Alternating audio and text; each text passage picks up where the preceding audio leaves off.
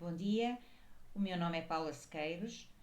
Eu neste momento estou a fazer a minha investigação de pós-doutorado com o Centro de Estudos Sociais da Universidade de Coimbra, Portugal.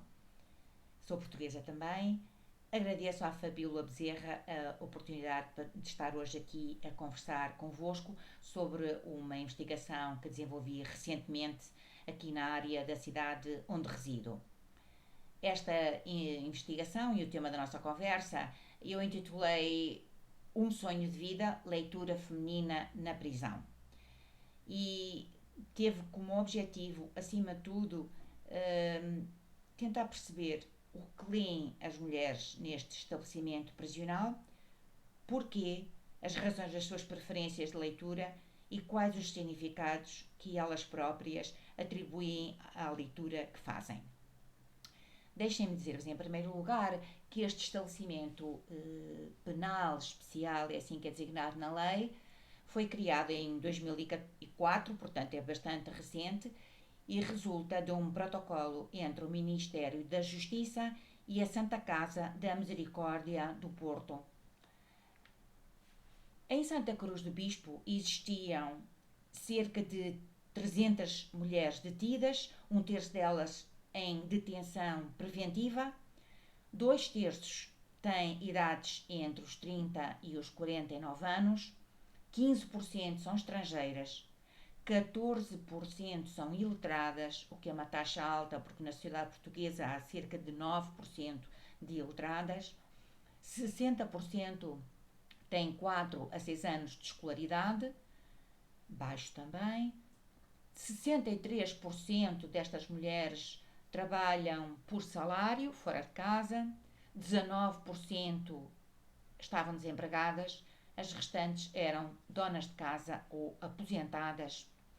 A biblioteca, o que é? A biblioteca está inserida no serviço educativo do estabelecimento prisional e era composta na altura por cerca de 5.000 livros, embora a maioria não fosse consultada pelas detidas, há algumas poucas revistas femininas, cerca de 100 registros de cinema, de filmes, não têm acesso à internet, que não é permitido, só podem aceder as presas à internet no âmbito das aprendizagens que fazem, portanto nas salas de aula.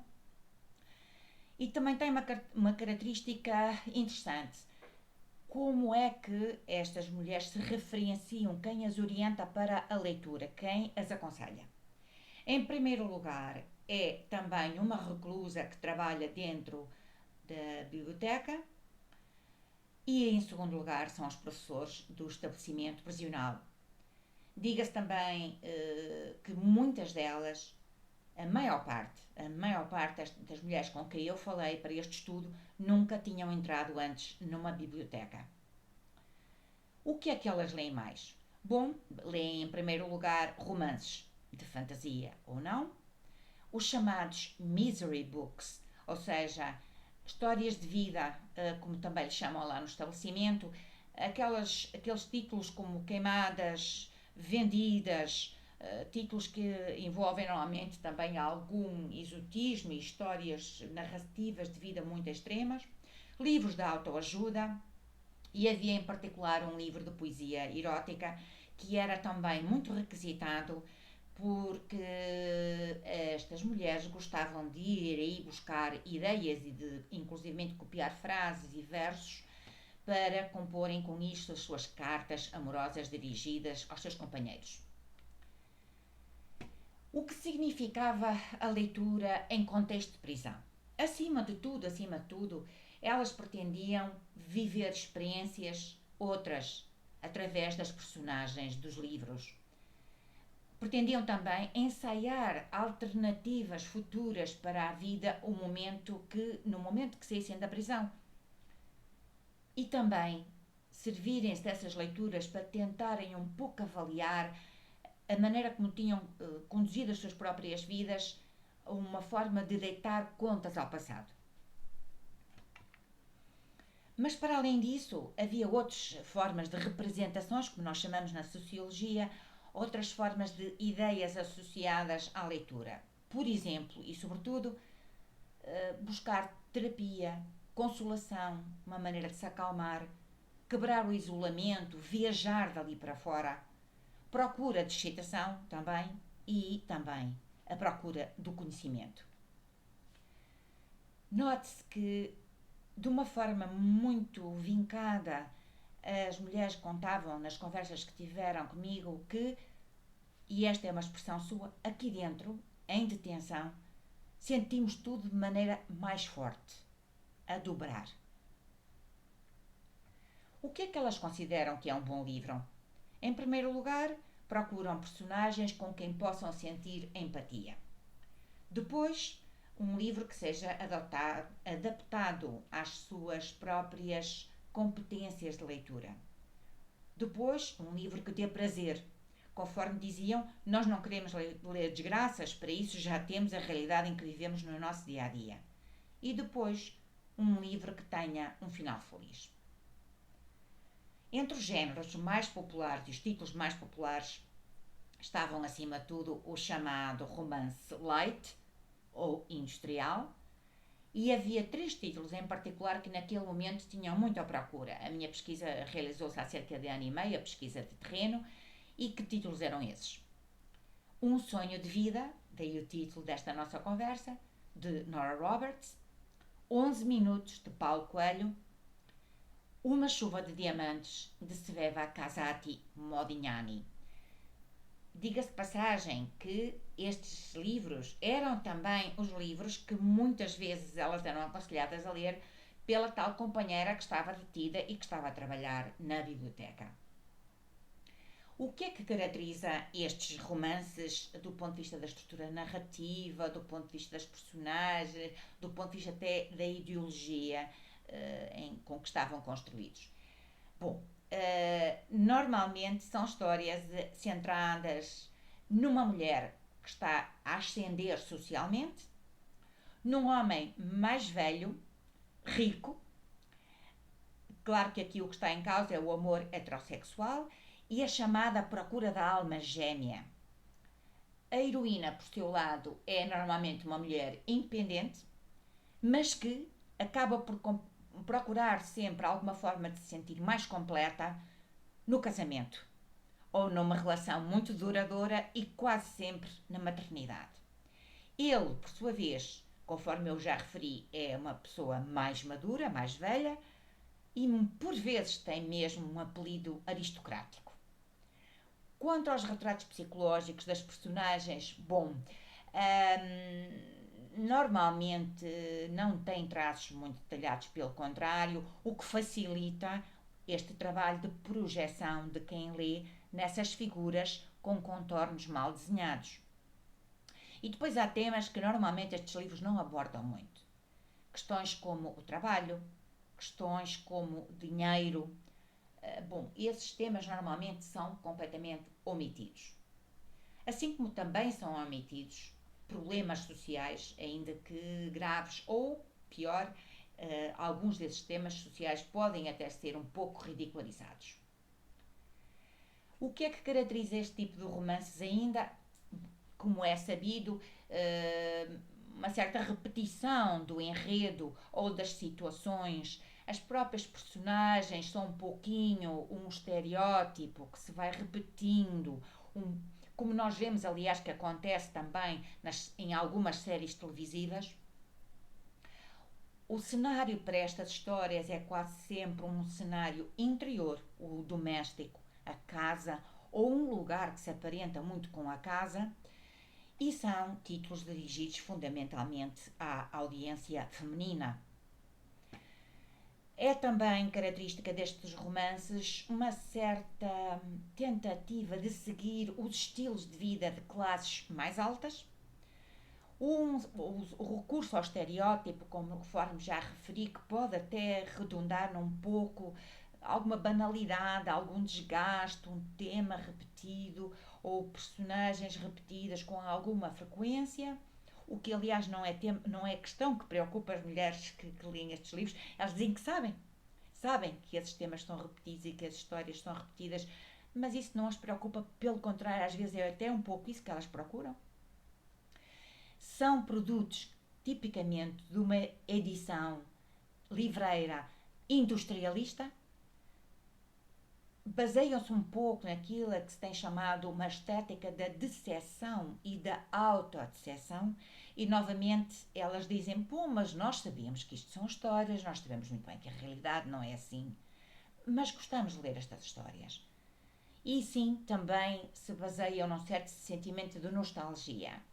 A nostalgia, para mim, eu interpretei-a muito da seguinte forma: não é necessariamente nostalgia da vida própria de cada uma, tentar regressar ao passado, mas tentar às vezes regressar ao passado, aquilo que se imagina que foi o passado de todo um coletivo.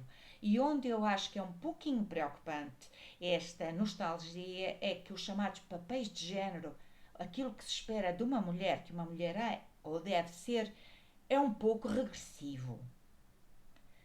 Por fim, claro, estes romances proporcionam sempre um final feliz, ou seja, o chamado relaxe hedonístico, virado para o nosso próprio prazer, para o prazer de quem lê. A domesticidade que geralmente se associa a este tipo de romances também está presente. Novamente, cá está, por um lado, pelos ambientes que podem ser mais domésticos, mas também pela evitação de algo que possa entrar em conflito com os nossos sistemas de crenças. Pelo contrário, o que se procura e aquilo que se cria são ambientes que evitam o risco, que omitem problemas sociais, que nos proporcionam, por assim dizer, o aconchego daquilo a que nós estamos habituados, daquilo que nos é familiar. Ou seja, os títulos preferidos, está mesmo a ver, são realmente os best-sellers. São os livros mais vendidos, não é só dentro da prisão, cá fora também. Mas eu aqui faria um alerta, eu acho que é importante nós não fazermos uma avaliação demasiado condescendente em relação a este tipo de literatura. Até porque vejamos, será que, eu já fui revelando algumas destas pistas sobre a apreciação que essas mulheres fazem sobre aquilo que leem, mas será que elas leem estes livros pelo valor facial, digamos assim? Será que compram essas histórias, esses contos, conforme lhes são transmitidos? Pois a conclusão realmente a que eu cheguei é que não. Pelo contrário, a leitura que elas fazem é uma leitura muito proativa. Elas buscam o tal conforto emocional, mas também se servem dessas leituras para fazerem o seu próprio trabalho emotivo.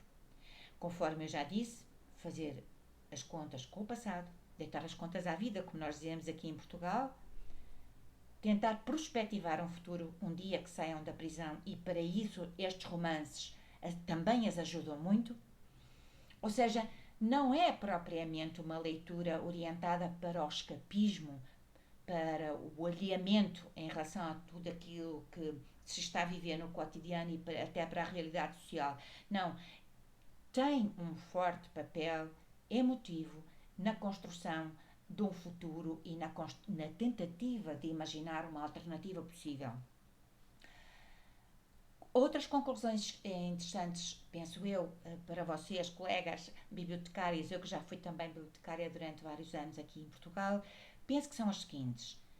É importante pensarmos quem é que dentro destas bibliotecas, mais do que a coleção, quem aconselha, quem faz a referenciação. Serão pessoas realmente bem preparadas para orientarem as leitoras? Já vimos aqui no caso deste estabelecimento prisional como é que isso estava a processar. Por outro lado, um dado também muito importante. Eu referi que a biblioteca tinha cerca de 5 mil livros, mas a verdade é que as leitoras focavam a sua atenção em algumas dezenas de títulos. Ou seja, penso que um papel importante de uma pessoa responsável por uma biblioteca deste género é precisamente estimular a exposição das leitoras à maior diversidade possível. Diversidade de géneros, diversidade de estilos, diversidade de gostos. E também, já que e no caso deste estabelecimento provisional, eu sei que havia essa preocupação, havia a preocupação de que a leitura pudesse servir para o melhoramento pessoal das mulheres que aí estavam detidas, a par do próprio sistema de ensino, a par das aprendizagens que iam fazendo nesse local, no sentido de as prepararem para o mundo do trabalho um dia que venham a sair do estabelecimento. É importante também pensar que estas bibliotecas têm efetivamente, ou podem ter, devem ter, entendo eu, objetivos de uma maior justiça social, no sentido de abrir oportunidades. Reparem que, conforme eu disse há pouco, muitas delas nunca tinham ido a uma biblioteca. Ou seja, a ironia é que se nunca tivessem sido presas, se calhar nunca tinham entrado numa biblioteca. E, por outro lado, é importante para a nossa construção da nossa identidade, da nossa maneira de ser, para sustentar as nossas opções de vida. Muitas vezes a vida condiciona-nos, mas sim, nós também somos agentes sociais ativas, todas as mulheres são, e as mulheres dentro daquela prisão não são menos. Então é importante também que a biblioteca possa contribuir para enriquecer este leque de escolhas, para abrir o campo de oportunidades, para que a vida possa ser melhor, menos má, pelo menos dentro do estabelecimento prisional, e melhor. Seria esse o ideal, uma vez que elas o possam deixar. Entretanto, eu queria deixar também aqui uma notinha. A Fabíola pediu-me para vos lembrar que o próximo encontro marcado contará com a presença de Lourival Lopes Canela, que nos falará sobre os leitores em situação de rua. Obrigada, fico a aguardar os vossos comentários.